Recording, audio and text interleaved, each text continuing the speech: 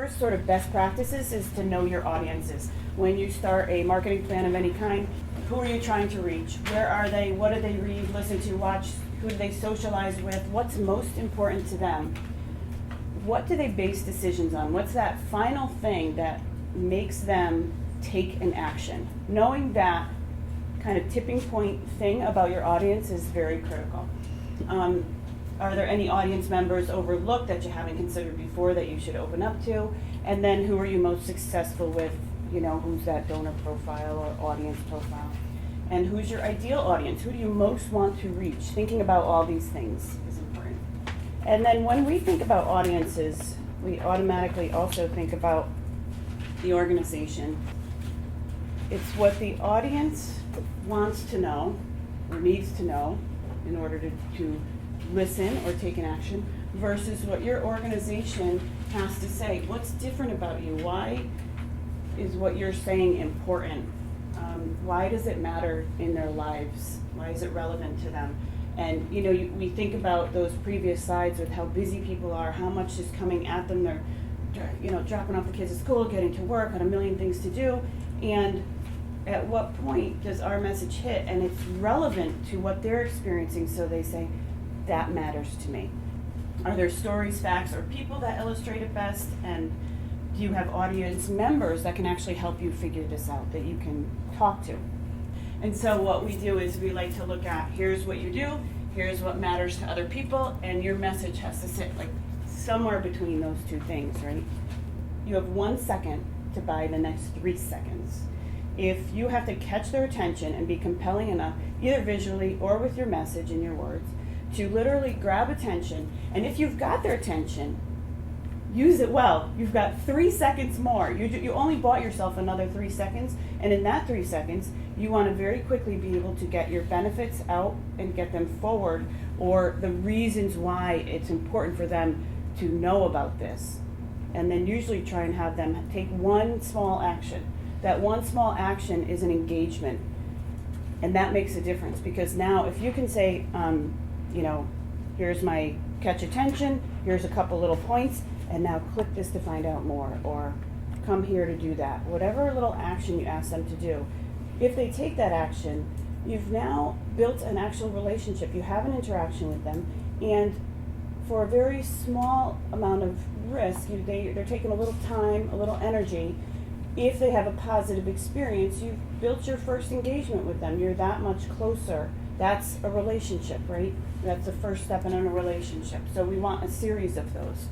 And ultimately, we need to show how the dollars are used in some way. They have to feel like where my money went was positive. I know you guys already know all that stuff.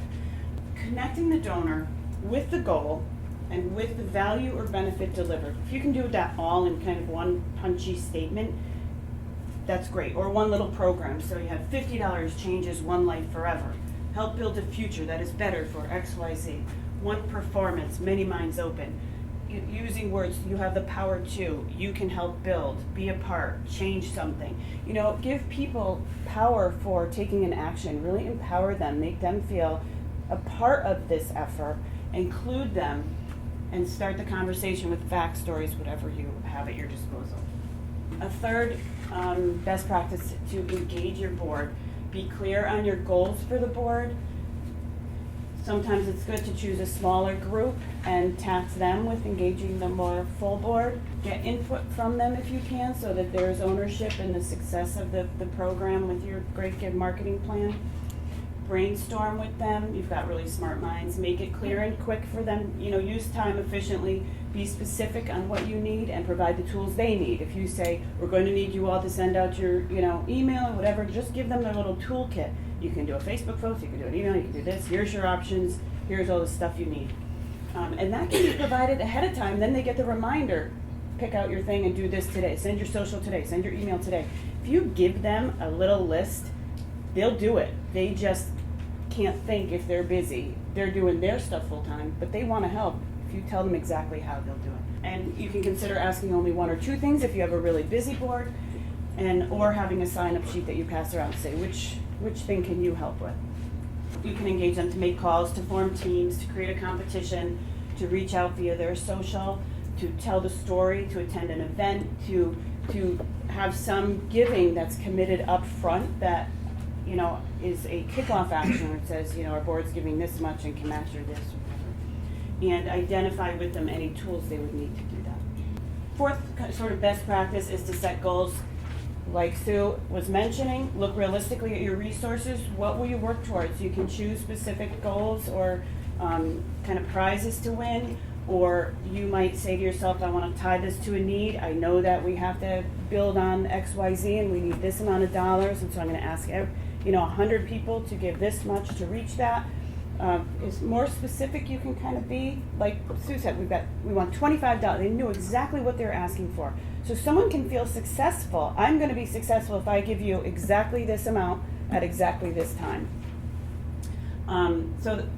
Aside from financial goals there are other goals. There are awareness goals, there's engagement goals, there's support goals. So, you know, this is the great give. There's a whole nother way to come at this, which might be, our goal might not be to make money for this. Our goal might be to engage more donors than ever before. Our goal might be to support a partner organization that really needs support and be promoted in our own world of doing what our mission is. You know, what is your mission? How can you also give? What are you giving during this 6-week time frame? And for that 36 hours, is there something specific that you can put to, we are giving doing this, won't you help us? So you're not just another guy asking for donations. You're the guys making the great give about doing and giving, and then asking for help and participation in that. Okay, and then measuring, reporting, and what you need to achieve that. So once you set your goals, then you want to measure and be able to report on those. Best practice number 5, max out your tools. So you look at what you already use, what are you familiar with, if you already have certain social media channels that you use and you're good at. Any new tools that you can add, might be a good time to experiment with something. And then looking at what can you add the Great Give message to any existing collateral, put that logo and everything in your email signature, on your website, etc., so that everybody knows you're working towards this. And then also figuring out resource-wise who and what will work on this. That's part of, in your workbook when we get to that, how will you man the work that you have, or plan it, or calendar it.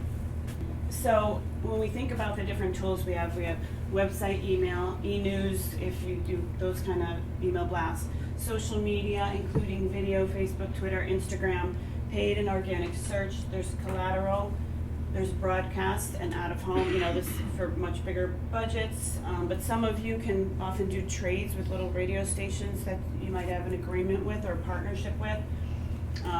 You have your board members and employees, their social media and their email lists, tie-ins with partners or like-minded organizations. Sometimes several can get together and have a much greater effect if you have like-minded groups. Events, promotions, creating your own event for this specific time period. Direct mail, newsletters, appeals. How can you piggyback on existing communications, existing events, and then be creative as well. Are there school flyers? Can you put it in at the kids' school so it goes in all their flyers or their homework packs? And then best practice number 6, get social. What social platforms will you use? Consider only using those that best target your audience. We saw those numbers before. Use your time efficiently. You don't have to be on everything. Use what you can staff or have experience with and make it fun or heartfelt. Invest to get a return with social. You know, if you're putting posts out there and you're not putting a couple dollars behind them, chances are they're not going to get seen. Okay, get social, start a conversation, not just an ask, we talked about that. Try different things that tie in with your messaging strategy. Test a little bit. The things that really, when you look at most shared types of content lists, 5 things you may not know about this. Shocking statements like champagne can save you from having a heart attack. These kind of crazy, shocking things. Inspirational quotes are really highly shared. So there's specific types of content that you can leverage, and you can take the messages you want to put out and put them in a specific format that will get more engagement. 10 people that made a difference today, the XX quiz, see how you fare to know about homelessness. So these are our kind of basic steps of driving meaningful brand interaction. The first one is we want to capture attention. That's what we talked about. You've got that 1 second. You have to do something visual or compelling enough to grab attention. Second one is to connect.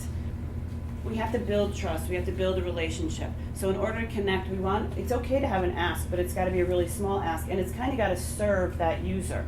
So there's all different ways to serve them, and that is if they want to know more about, why are people homeless in New Haven, and they search on that and they get a blog post from you, you've filled a need. You've actually built a connection with them and taken a step in that relationship.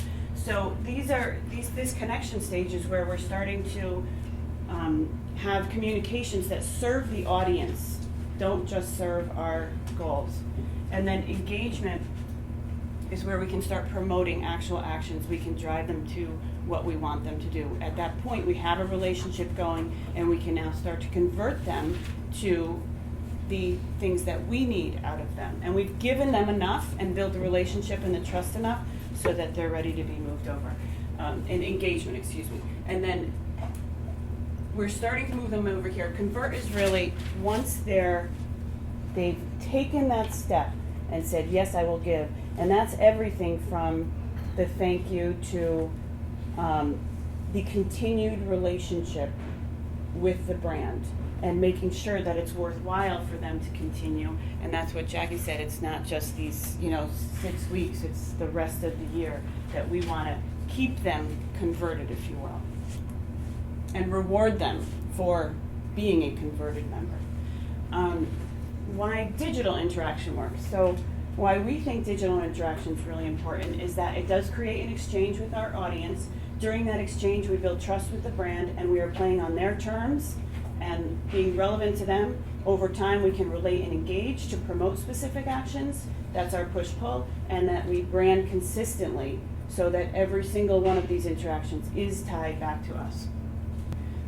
Meaningful brand interaction, we just sort of have here some of the different ways and places it can happen.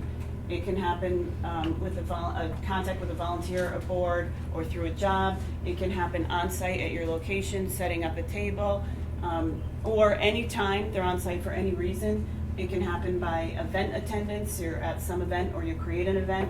A time of need, like I said, when someone's searching or they need answers or they have a problem, or they're down and they need a laugh and they see a funny video. These are all ways you can fill their needs. Social media, any of those engagements, search, if you're answering a question for them, or there as a response to what they're asking about, and educating them as well.